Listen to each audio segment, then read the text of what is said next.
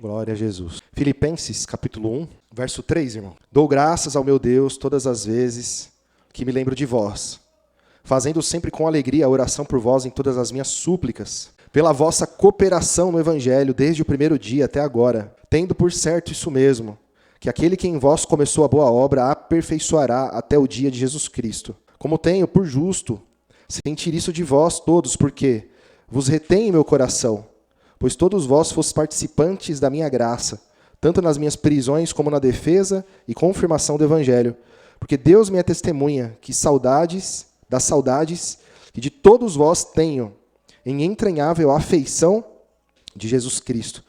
Glória a Jesus. O apóstolo Paulo escreve a essa igreja, dizendo o amor que sente por eles, as orações e súplicas, para que eles sejam aperfeiçoados a cada dia. E nas palavras dele, existe uma colaboração dessa igreja, por certo, visita, auxílio de todo tipo, ele recebeu dessa igreja.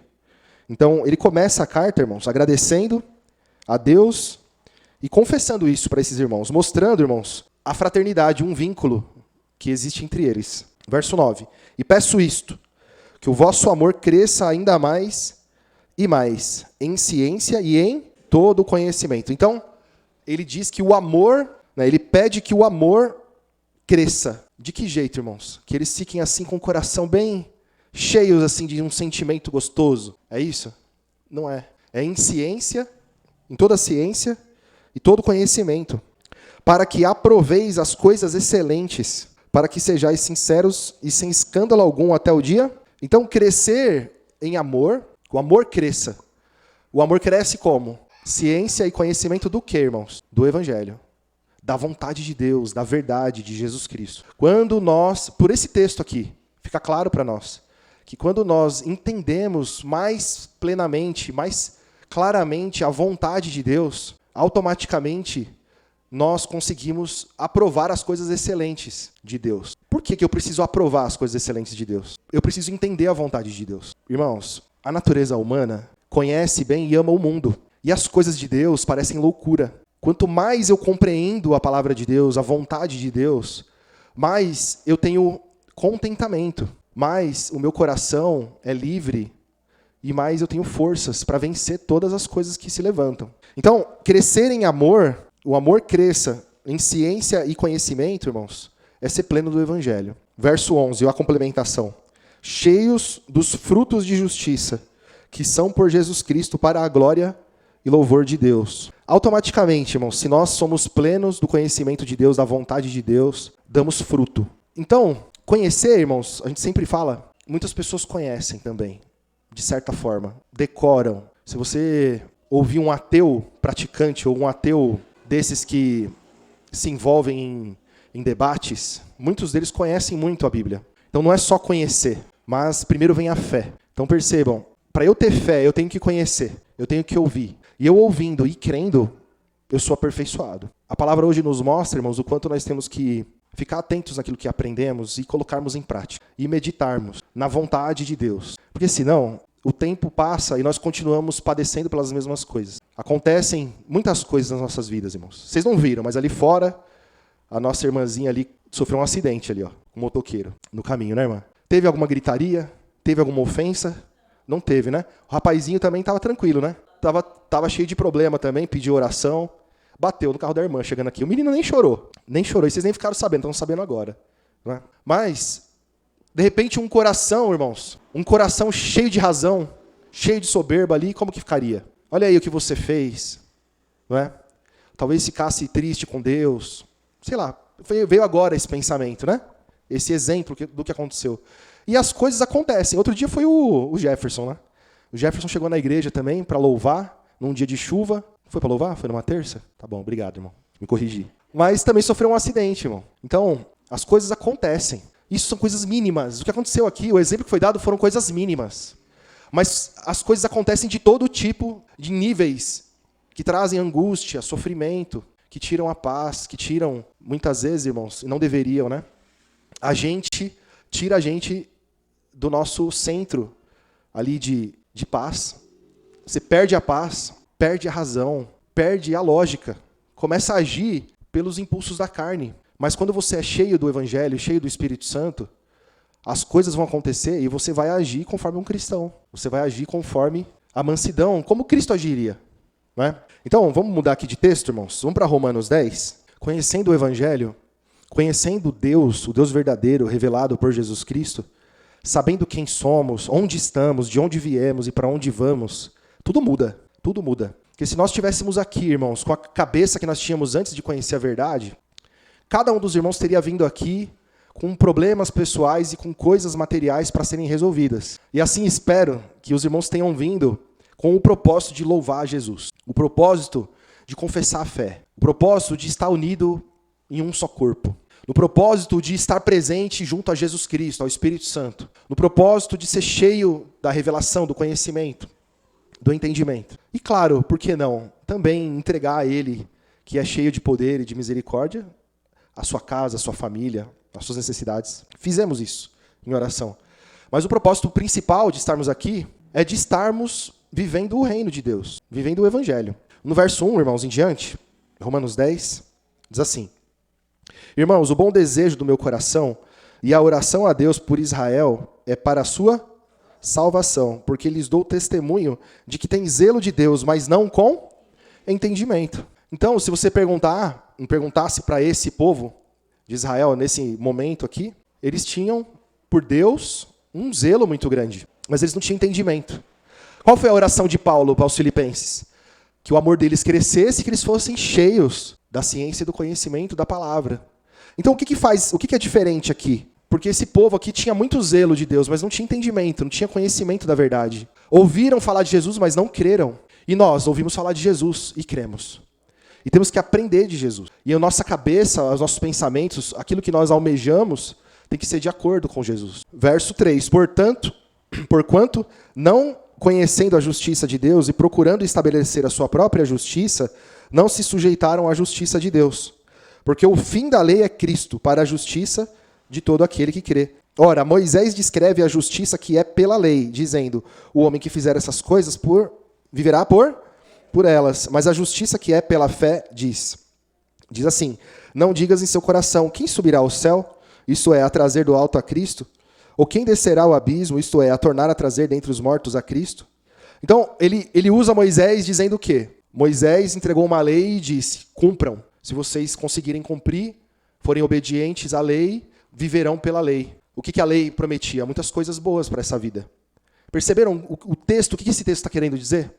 Que eles tinham um olhar para a vida diferente do cristão. Eles viviam de acordo com a lei. E a sequência ele diz o quê? O fim da lei é Cristo, né? Antes ele disse, aliás. O fim da lei é Cristo para a justiça de todo aquele que crê. Então, a palavra está nos mostrando que a nossa cabeça, a nossa mente, não é como a mente daqueles que amam esse mundo. Porque os judeus viviam por uma lei que falava só desse mundo, só dessa vida. Esse povo aqui era um povo escolhido. Não teve outro povo no mundo inteiro que apareceu um Senhor para eles, dizendo: eu sou Deus, e fez sinais poderosos. Esse povo era conhecido como o povo de Deus, o de um Deus terrível. E o Senhor Jesus apareceu para eles, mostrando a verdade, o caminho, a verdade e a vida. E eles rejeitaram a verdade. O Senhor Jesus trouxe o Pai que ama a todos no mundo inteiro. Basta crer. Então, o que ele disse aqui? Verso 6. Mas a justiça que é pela fé diz assim: não digas em seu coração quem subirá ao céu, isto é, a trazer do alto a Cristo, ou quem descerá ao abismo, isto é, a tornar a trazer dentre os mortos a Cristo. Mas o que diz? A palavra está junto de ti, na tua boca e no teu coração. Essa é a palavra da fé que pregamos. Então ninguém vai fazer uma obra, ninguém com a força do próprio braço vai fazer Jesus aparecer. Vai trazer ele do céu ou vai trazer ele do abismo. Nós pregamos o Jesus Cristo e nós vivemos a fé em Jesus Cristo, manifestando através da nossa vida, que é o que ele diz aqui. Mas o que diz? A palavra está junto de ti, na tua boca e no teu coração. Esta é a palavra da fé que pregamos. Nós cremos em Jesus e vivemos por ele. Ouve a palavra de Jesus, crê na palavra de Jesus e a sua vida é uma manifestação de que você creu. Verso 9. A saber, se com a sua boca confessares ao Senhor Jesus, em seu coração creres que Deus o ressuscitou dentre os mortos, será salvo. Visto que com o coração se crê para a justiça e com a boca se faz confissão para salvação. Porque a Escritura diz, todo aquele que nele crer não será. Então está dizendo que você vai manifestar a sua fé.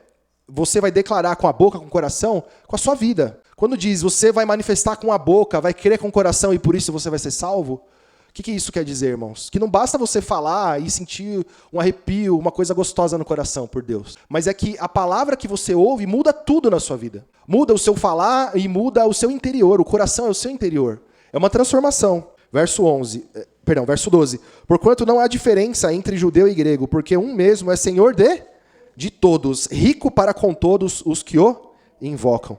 Porque todo aquele que invocar o nome do Senhor será salvo. Como, pois, invocarão aquele em quem não creram? Como que ele começou o capítulo 10? A minha oração por Israel é para a sua salvação. Porque dou testemunho que tem zelo de Deus, mas não tem entendimento. Então, eles tinham um Deus? Tinham. E o texto diz o quê? No verso 14. Como, pois, invocarão aquele em quem não? Pois o Evangelho revela o Pai.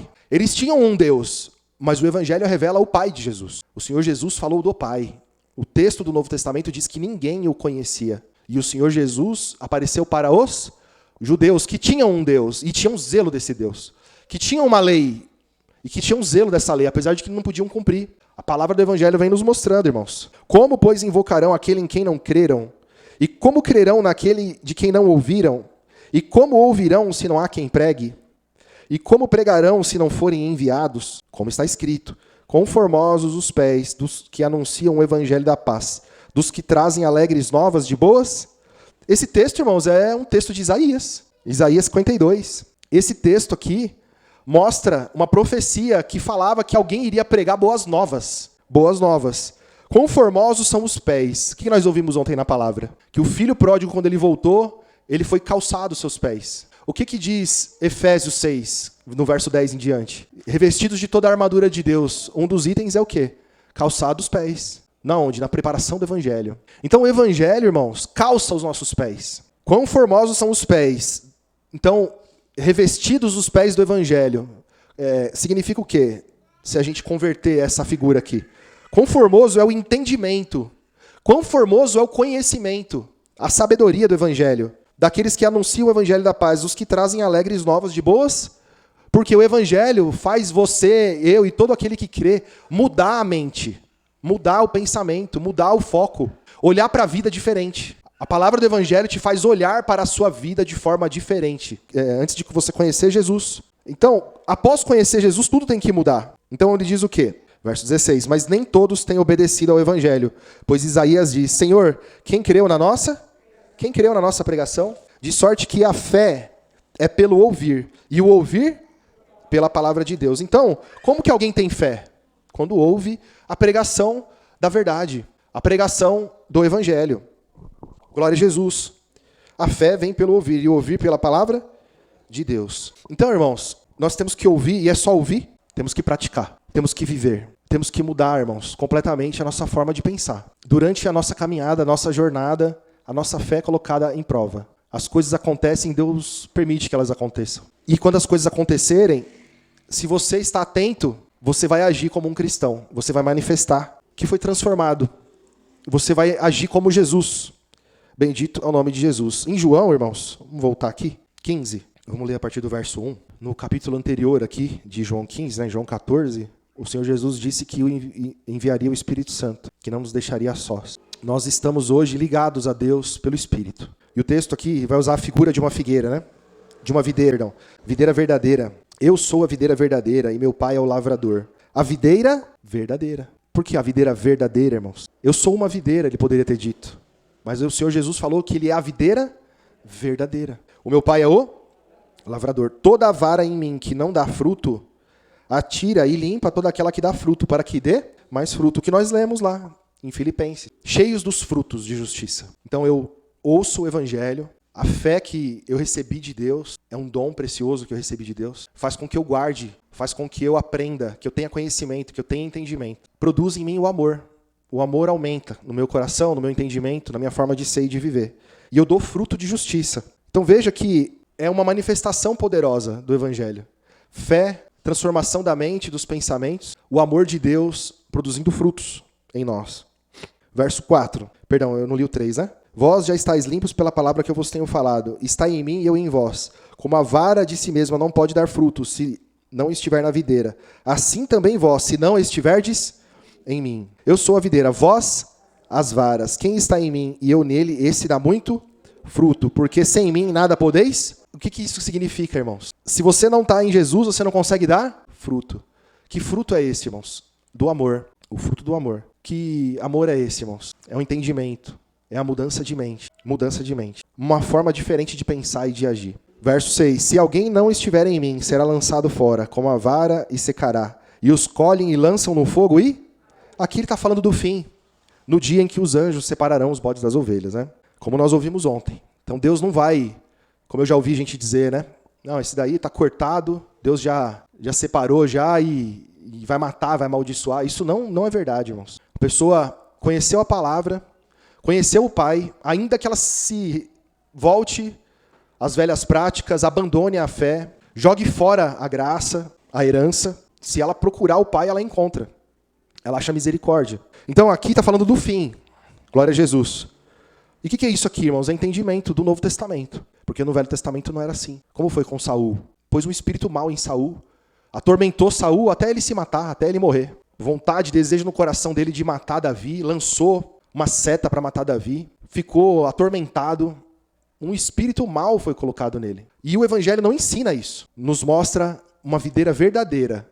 Essa videira, sim, tem um pai de amor. Então nós encontramos lugar de arrependimento. Então nós estamos, irmãos, na graça, num tempo, irmãos, em que o céu está aberto, em que Deus está pronto a nos dar da riqueza celestial, que é o conhecimento da sua palavra. Nós temos que estar aptos, ou dispostos, melhor dizendo, a sermos obedientes, aprendemos dele. Glória a Jesus. Verso 7. Se vós estiverdes em mim e as minhas palavras estiverdes em vós, pedirei tudo o que quiserdes e vos será feito.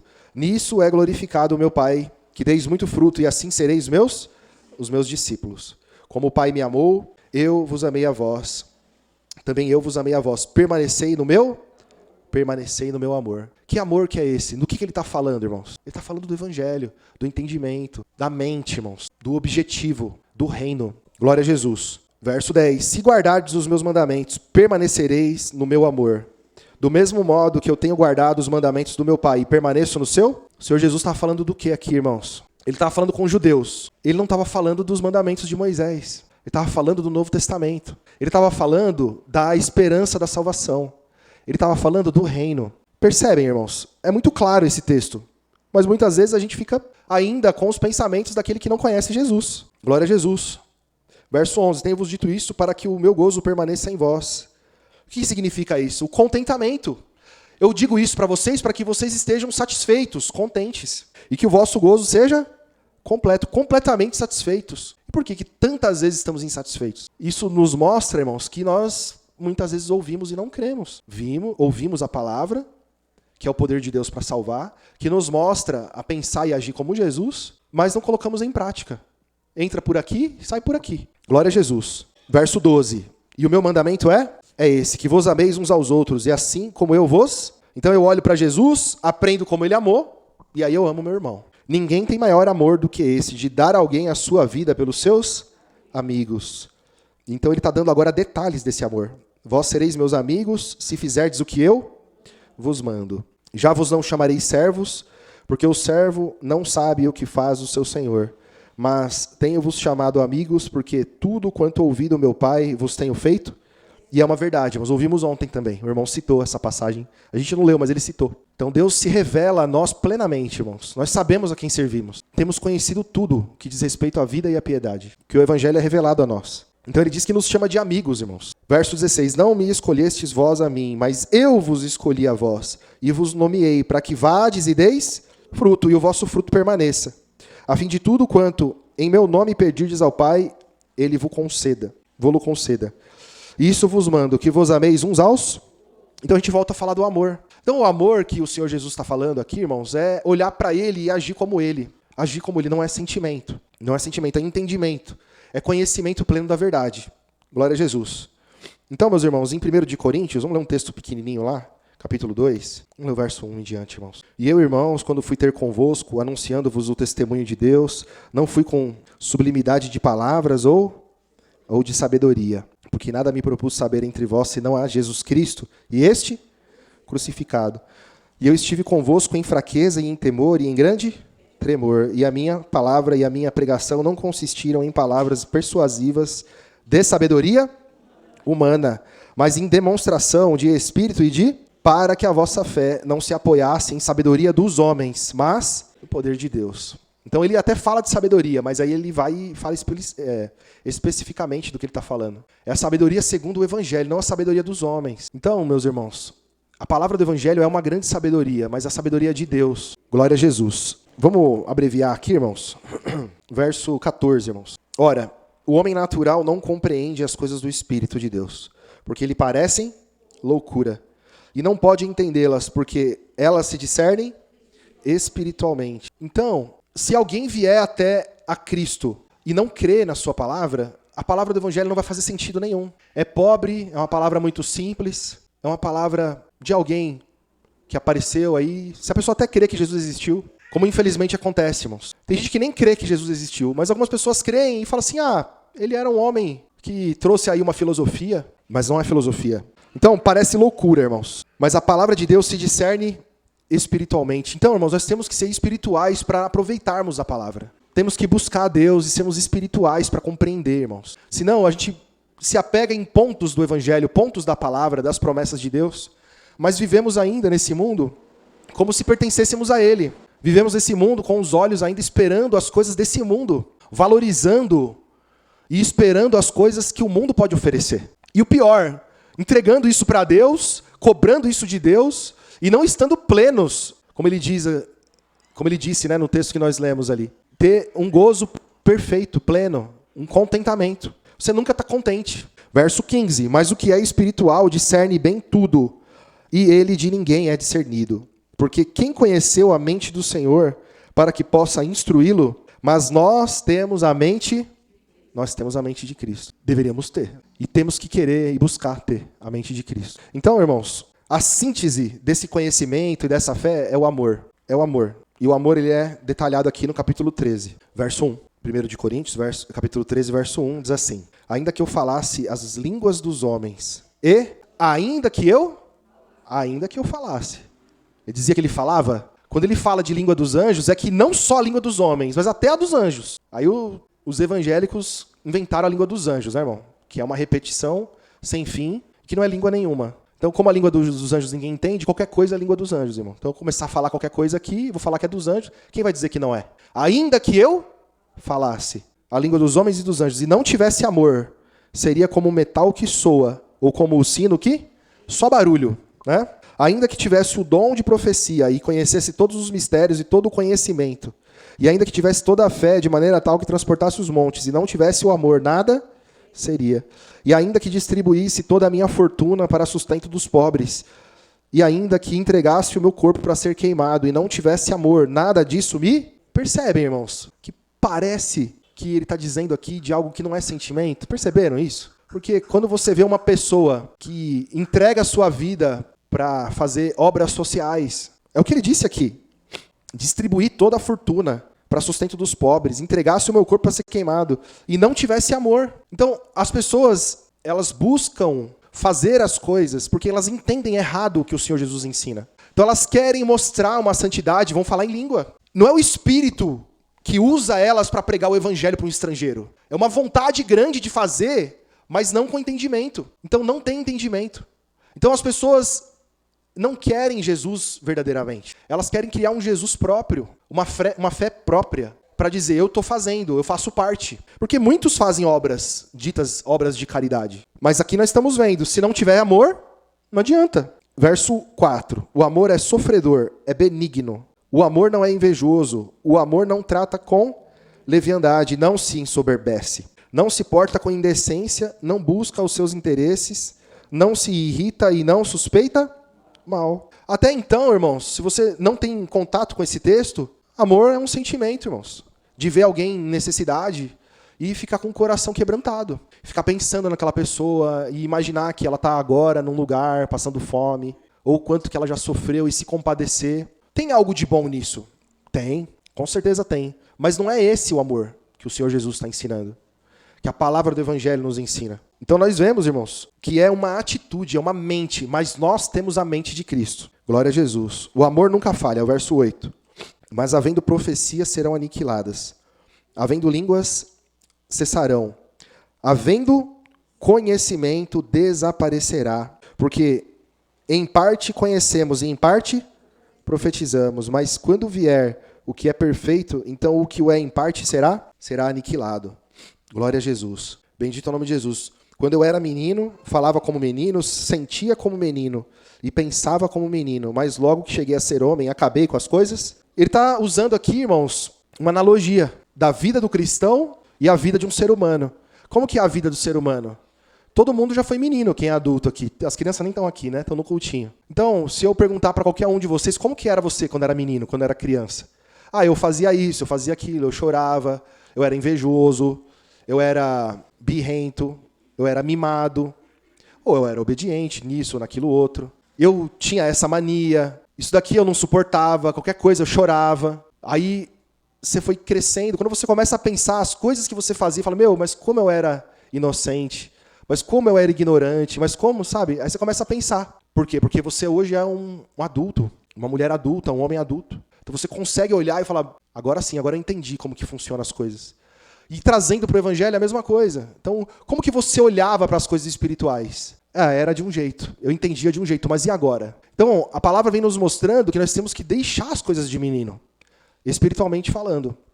E temos que crescer. Por isso que o apóstolo Paulo, quando a gente começou a leitura, ele falava aos filipenses, que ele orava para que eles amadurecessem na fé, crescessem em amor, em ciência e conhecimento, todo conhecimento. Porque quando isso acontece, nós damos frutos. O amor de Deus está em nós, transformando nossas vidas, irmãos. Glória a Jesus. Verso 12. Porque agora vemos por espelho em enigma, mas então veremos face a face. Agora conheço em parte, mas então conhecerei como também sou conhecido.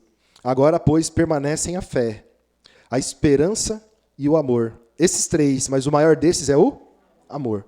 Então, irmãos, talvez uma palavra um pouco confusa. Falamos de amor, de conhecimento, falamos de fé. Mas o que mais importa, segundo esse texto? Tudo isso.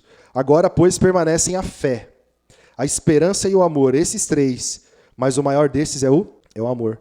Então, o que é o maior? É a plenitude de Deus habitando em nós, irmãos. O amor é tudo isso que nós lemos aqui. É uma manifestação do conhecimento que o Senhor Jesus nos deu. A palavra do Evangelho agindo em nós, a mente de Cristo. A atitude de um cristão é a atitude de Jesus. É uma mudança na nossa forma de ser e de pensar, irmãos. Maduros na fé. Em Romanos, volta aí bem pouquinho, irmãos. Romanos 12, no verso 1, irmãos. Rogo-vos, pois, irmãos, pela compaixão de Deus, que apresenteis os vossos corpos em sacrifício vivo, santo e agradável a Deus, que é o vosso culto racional. E não sede conformados com esse mundo, mas sedes transformados pela renovação do vosso entendimento, para que experimenteis qual seja a boa, agradável e perfeita vontade de Deus. Ele está ensinando a gente vir para a igreja, é isso? Para prestar um culto? Irmãos, o Pai procura adoradores que o adorem em espírito e em... Quando a mulher samaritana perguntou isso para o Senhor, onde que eu devo adorar? Porque adorar a Deus não é só estar aqui, ou estar em um lugar. O Pai procura adoradores que o adorem em espírito e em...